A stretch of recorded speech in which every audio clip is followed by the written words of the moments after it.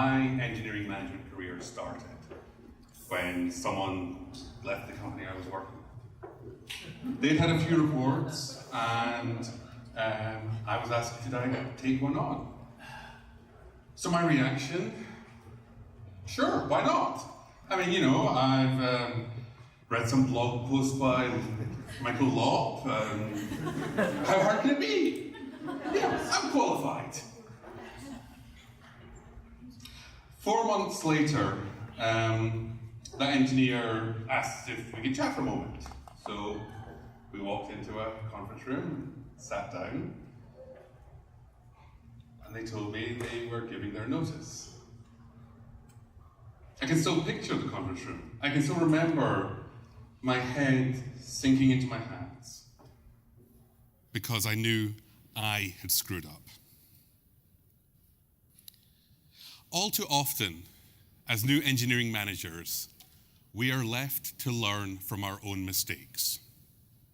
Well, no more. Today, you're going to learn from my mistakes. Okay, so who am I? My name is Rod. I am currently an engineering manager at Dropbox. I've been there for a little over a year and a half, but I've been managing engineering teams now for about 8 years.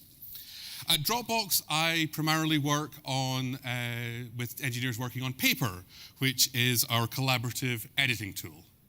I'm leading the growth team, so I'm going to give a quick plug for Dropbox Paper. It is the best way to get your ideas down quickly, to share them with others, to get feedback, to build consensus. And if that doesn't convince you to try it, you should know that we treat emoji as a first-class citizen, even going so far as to having an emoji counter along with our word counter.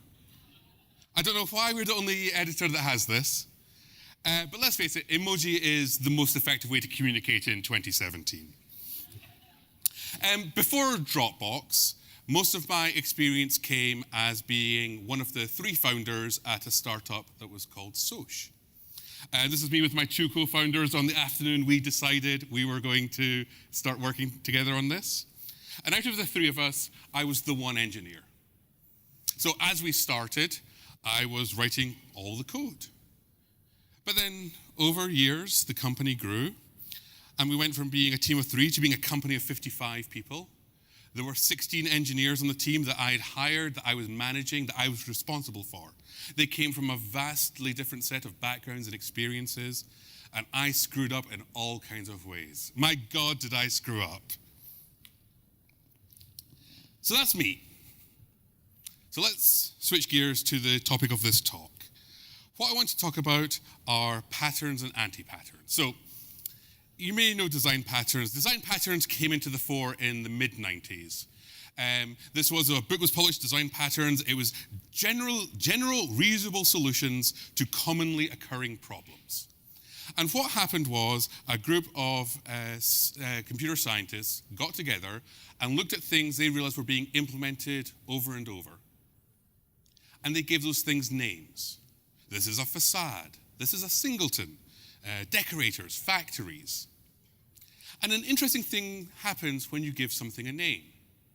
It means you can talk about it, you can discuss it, and everyone knows they're talking about the same thing.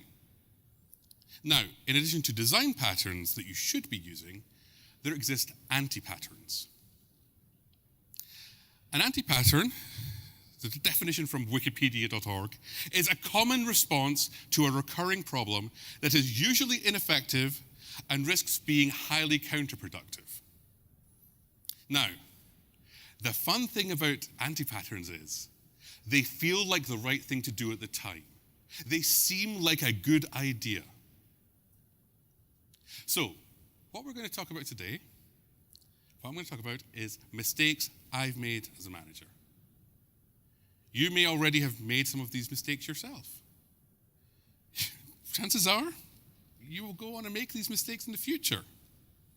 But hopefully, by giving a name to some of these patterns, you'll be able to recognize them in yourself as they're happening and try and avoid them. Okay? So, the first mistake I have made for you as a manager is being the cloner. So, you're a new manager. And as a new manager, almost every bit of advice you can give someone on your team will be based purely on your experience as a contributor, as a team member. You will be tempted to want to turn every one of your reports into a version of yourself. You'll want to advise them that the way they should grow, the way they should learn, is the way that you grew, the way you learned. So for example, I personally hate classes and lectures and sitting in an auditorium while someone speaks. Like, I would be out on my phone just now. That's me. But that's not, I can't just say to someone, the best way to learn, is get stuck on something, Google around for a while, maybe find a book, figure it out. For the right person, that's great advice. Just, keep searching, keep digging around is the right thing to do. But understanding the people on your team, understanding the ways they're different from you, and then working out the ways to help them grow. Work out how you should invest in them learning and growing and becoming better engineers. Something like pair programming. Now, I personally, like the idea of having to sit and explain what I'm thinking to someone and they type, like that to me is just like, I don't want that. I want to be left alone with headphones on and just to code. But it's a really effective way for people to learn. And if people are really conducive to it, they love it. They never want to go back from it.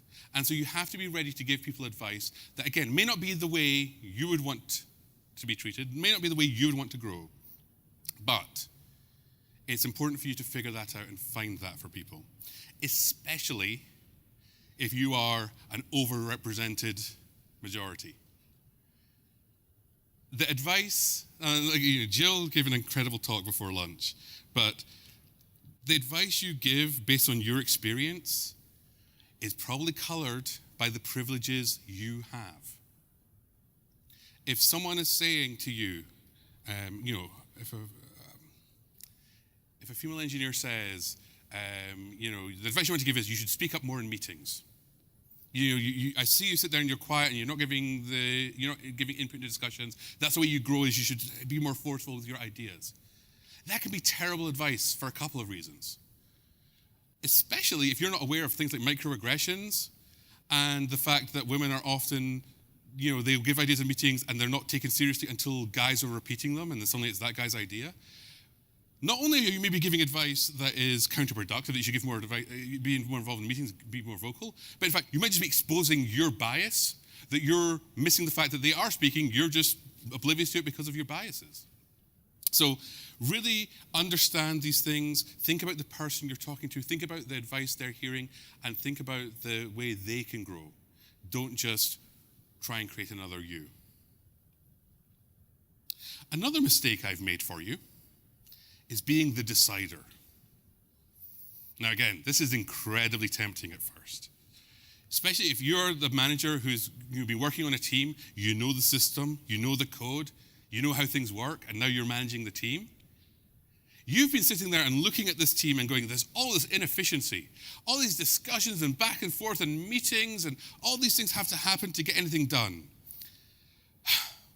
I'll save the team their time by me making all the decisions for them. Doesn't sound great? Because, at first it seems to work. You inject yourself into the conversations, you're being useful, like you're valuable. That's your value as a manager, is you are helping this team get things done and make calls. Except, it doesn't scale. By being the person who's a decider, suddenly people need you in all the meetings, and you only have so many hours in the day. So decisions don't get made because you're not around to make them. And even worse, now that time that you previously saw as wasted of people trying to get on the same page and come to an agreement, that time is now spent people trying to convince you and get you on board. You're disempowering your team. So, going back to what Lot was talking about this morning, break things up, let go, and make individuals responsible. And when you do this, and you give someone some work, I want you to go and design this feature. I want you to design this system. When they come back and it's not the way you would have done it, stop and think. I've been in that role. At Sosh, I built the first version of the site. I was the architect. And so to begin with, I would start by saying, hey, you should go and build this thing, and here's the design, and here's how you should build it. And okay, that was bad. The people were just implementing what I told them to build. They weren't using their intellect to solve problems. They were just turning specs into code. Okay, so then I got better. I improved. Hey, go and do this. I'm not telling you how to do it. Go and build it.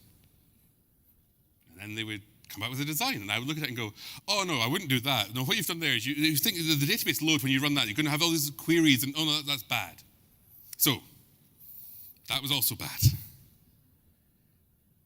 The way I learned to handle that was I built an internal flow chart for myself. Someone's taken on a task, and they've not done it the way I would do it. Okay, first question. Do I have a good reason for why I wouldn't have done it that way, or is it just not the way I would have done it? Okay, if that's the case, then sure, build it that way. I don't have a good reason, it's just different. Okay.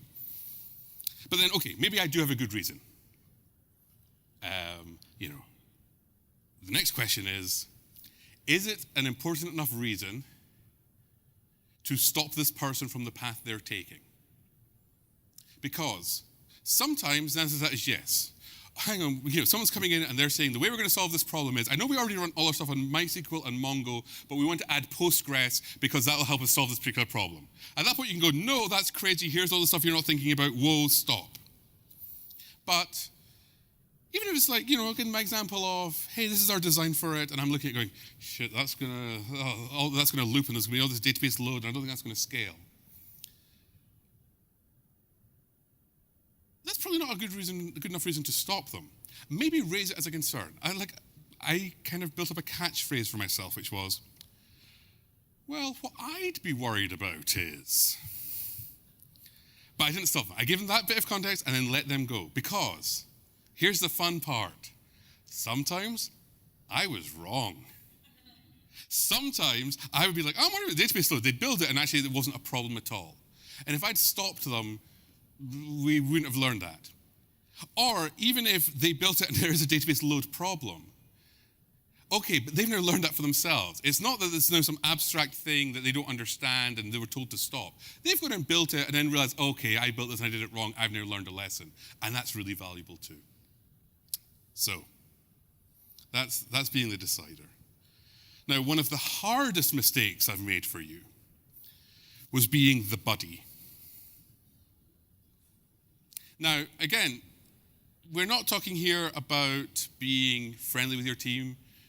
As Jill was talking about, it's really important to build that trust, that those bonds. But being the buddy is, especially if you're now managing a team that formerly were your peers, you have a set of expectations for them. You have a relationship with them. And really, you want to avoid hurting their feelings. You don't want to give them the hard feedback. You don't want to tell them the news about the project that's going to change the way they're thinking about things. We all want to be liked, and especially by our friends and our buddies. So you kind of swallow that, and you kind of hope, well, maybe if I don't give them the feedback, they'll figure it out for themselves. And this is really bad. It's not good for them, because without feedback, you're stunting their growth. Jill's chart before, people don't feel they don't get as much feedback as they want. And really, it's important to give people the feedback and let them know, here's my expectation, here's why you've not met it, here's what we're going to do next.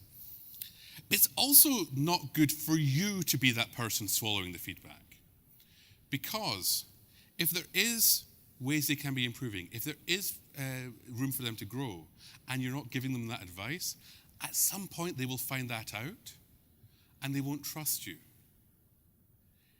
If you can't trust your manager to give you the feedback to help you grow, and you hear about it through other channels,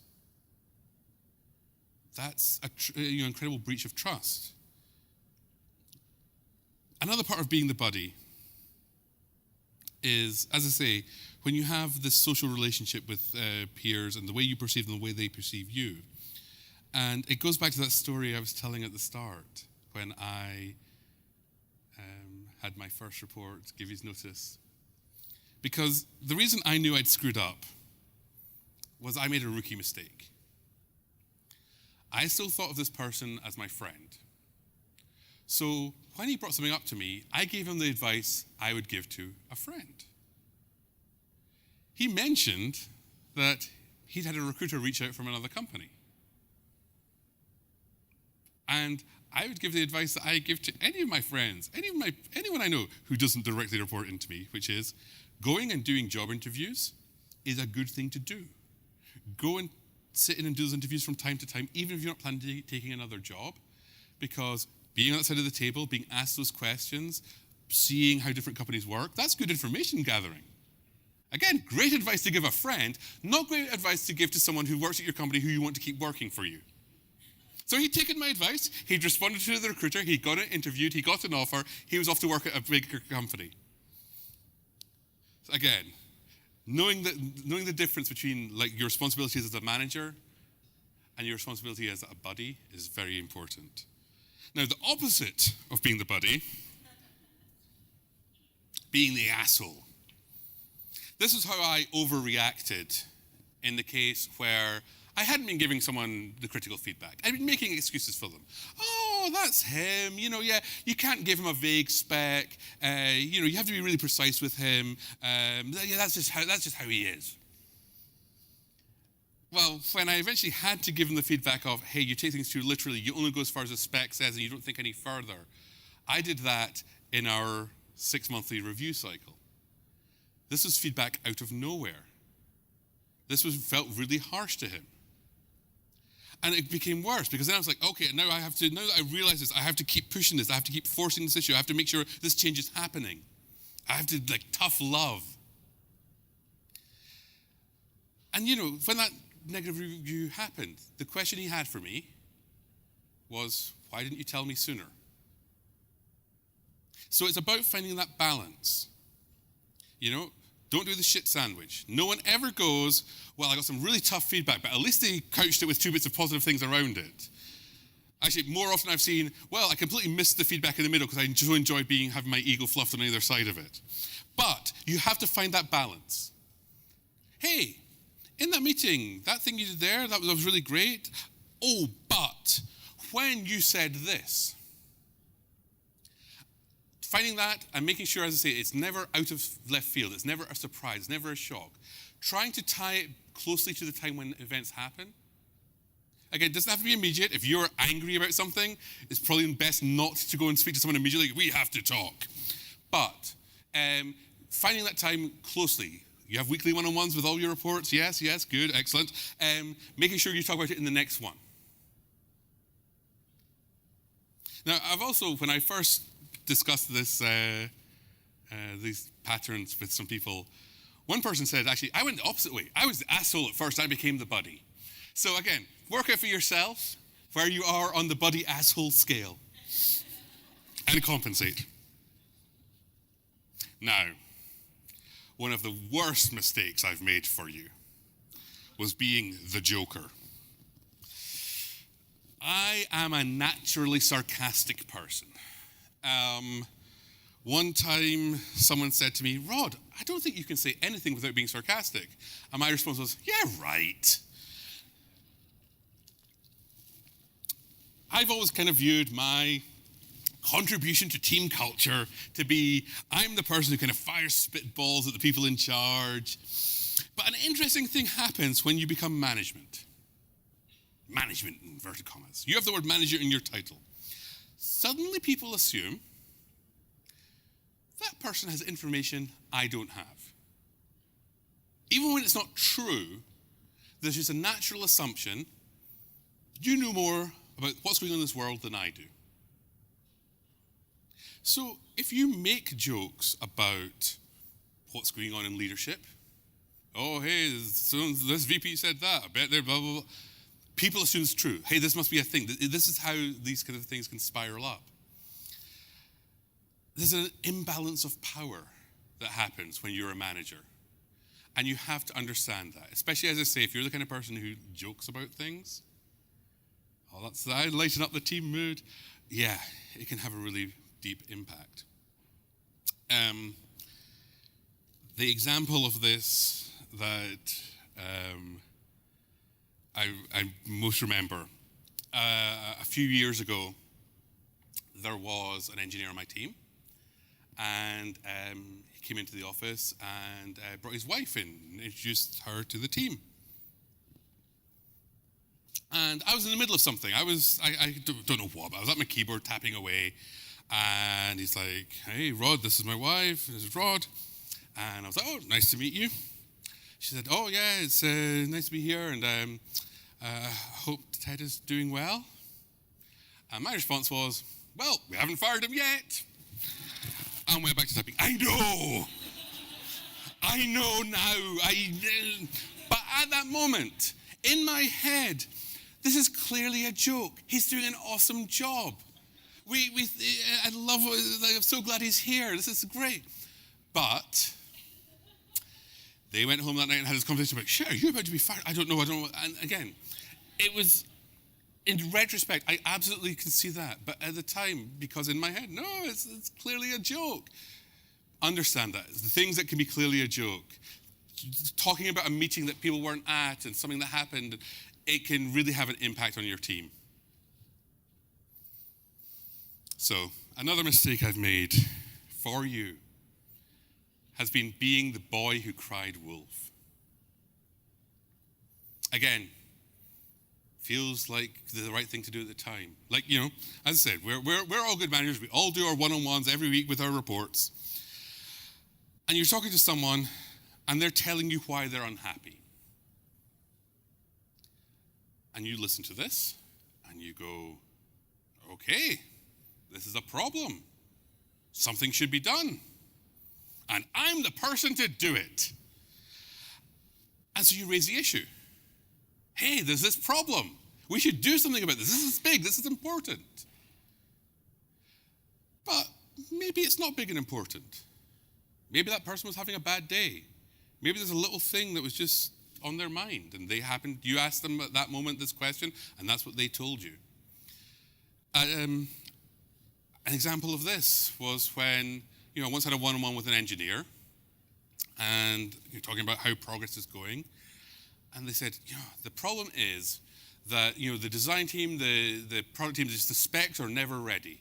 We have these projects to do, we have these deadlines, but then the specs are never ready, and so it makes engineering look like we're failing because we're late on everything. It sucks. And I heard this, and I was like, yes, that I think that might be a problem. I've seen that. That makes sense. Okay. So I went and talked to my co-founder, and I said, "Hey, this is a problem. Why is the product organization not getting specs done in time?" And so my co-founder went and sat down with that engineer a day or two later and said, "Hey, here's a problem about this." And the engineer's like, "Oh, it's not that big a problem. Oh, no, it was just this project I was working on was late." But because I'd gone and raised this as a big deal, suddenly the CEO is talking to the head of product, and this has been spiraling up. So it's really important, because when that happens, you lose face as the manager to your peers, to your people above you, if you become the person who cries wolf. So when you hear something like that, this is, someone tells you this is why they're unhappy, this is why they're frustrated. Take a beat. Take a pause.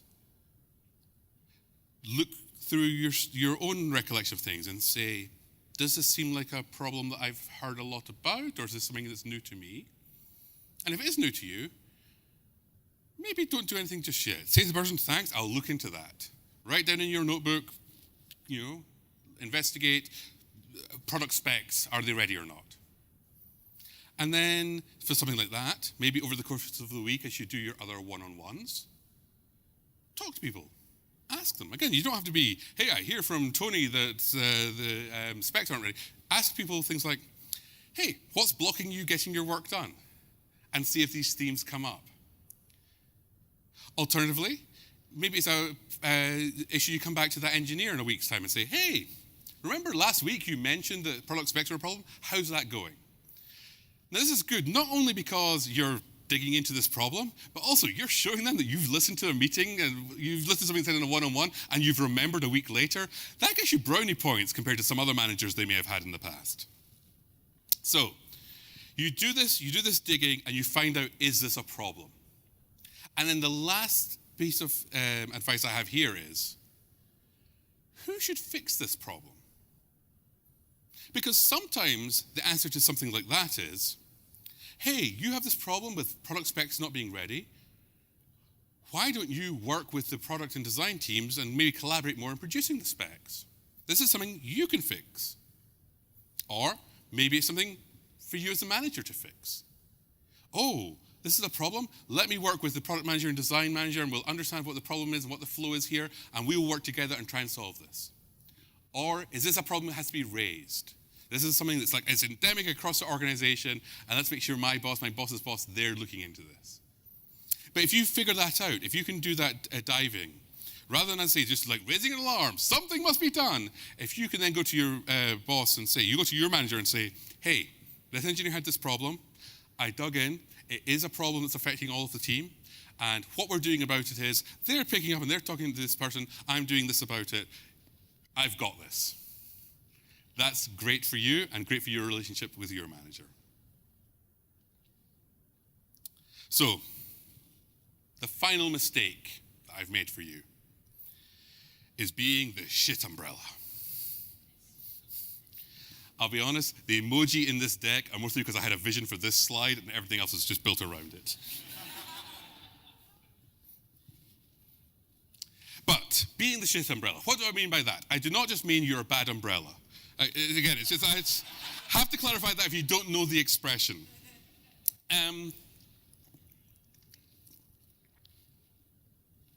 But the concept of being a shit umbrella, where this phrase comes from, is the idea is that there's a lot of uncertainty swirling around your team.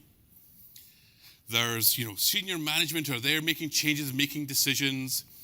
There's the consumers, your users, the feedback coming from them, the noise on Twitter about your product. Maybe other teams have goals and they have plans, and you don't know if your team's going to still be together in a month's time or we're going to split apart into other parts of the organization. And your instinct, what feels like the right thing to do, is to shield your team from all of that. I'll keep them safe from all those distractions. I will be Willy Wonka and create a magical wonderland where everything is perfect so my team can just write code because that's what engineers are here to do. No. What's really important is to work out what is the right noise to let through. Be more like a shock absorber. There's all this noise and uncertainty. You're going to buffer it and let through to your team the things that they should know about that will help them make smart decisions. Because the job of your engineer is not writing code that they're told to write. The job of an engineer is to solve a problem through code. So don't pretend that everything is known. Everything is 100% certain. The future is perfect and we're just heading this way, and as long as we get there, everything will be great. When there are gaps, when there is uncertainty in the plan, let your team know that. Now again, there are going to be things you can't say. Sometimes there is that information that you as a manager know. Oh, we're doing this, but then this team, their manager is leaving, and so we're going to maybe move people around, and there's an acquisition happening. Like, there will be things you can't say. But understand what are the things that your team have the ability to absorb, to influence, to give feedback on, to drive through, because they will surprise you. They will often fill in the gaps with better ideas than you would have come up with on your own. And again, this isn't to say, you just say to people, hey, it's a wild west out there. There's no point doing planning more than 2 weeks in the future because who the hell knows? No, what you have to do is find a way to give your team some direction and some consistency. Hey, this is our goal for the next quarter. Then it might change. That's okay. You don't want to shake people up too much. People do want some consistency, some like the plans and the product, things like that. But giving your team agency to have influence on the uncertainty and the decisions where they can helps them and it helps you. So, there you go. Hopefully, you can all appreciate the hard work I've done over the years making these mistakes on your behalf. I think we can all agree I was uniquely qualified to do that. Also, hopefully, by giving some names to these things, you'll be able to spot them. Maybe not before, but certainly as you're putting your foot into the bear trap. And even better, you can spot them in others. Next time you're having to fill out a 360 feedback form for your manager, maybe consider putting a little emoji in there. Thank you all so much.